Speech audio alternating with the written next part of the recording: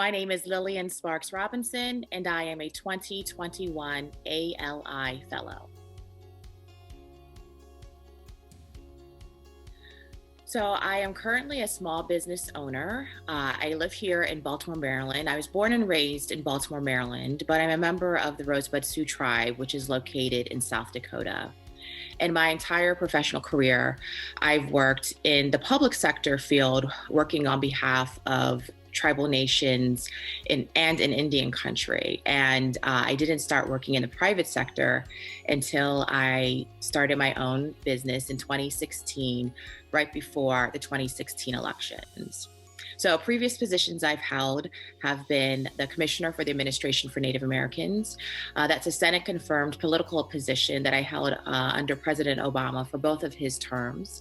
And then prior to that, I was the Executive Director for the National Indian Education Association, where I worked on education policy. And at the time, the organization championed the Esther Martinez Native American Languages Act, which is a grant program that I ultimately ended up being able to award grants under as the commissioner for ANA. And currently at Wopula, which is my small business, we are still doing native language work with organizations and clients that do work and create curriculum and train teachers in this area.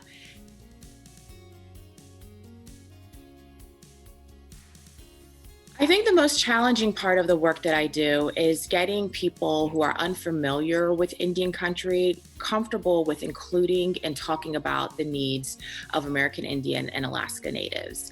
And that was part of my mission of deciding to join ALI this year, is making sure that we are visible in this space, that when these conversations are being had, that when policies are being developed, when programs are being created, that our population is also being considered. And so the biggest challenge has always been inclusion. A lot of folks just don't even realize or understand that American Indians and Alaska Natives are still here. So absolutely nothing has been boring in terms of what we're learning so far. The deep dives have been really interesting because for me in particular, there are topics that I actually need deep dives on because they're areas that I just don't have familiarity with. Resilient cities. This is right up my alley. And the reason why I say that is that I don't work in urban areas. My work has never been in the urban context, even though I've always lived in Baltimore or Washington, D.C.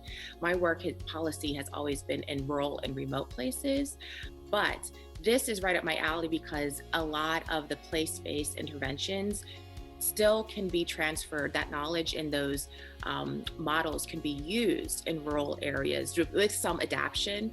And I am liking reading these readings because when I'm reading them, I'm thinking about, okay, now how could this be used in this setting? What would I need to do here? What are some of the other bridges that need to happen? And it's really, making me flex the old gray matter on how to make these strategies work in different settings.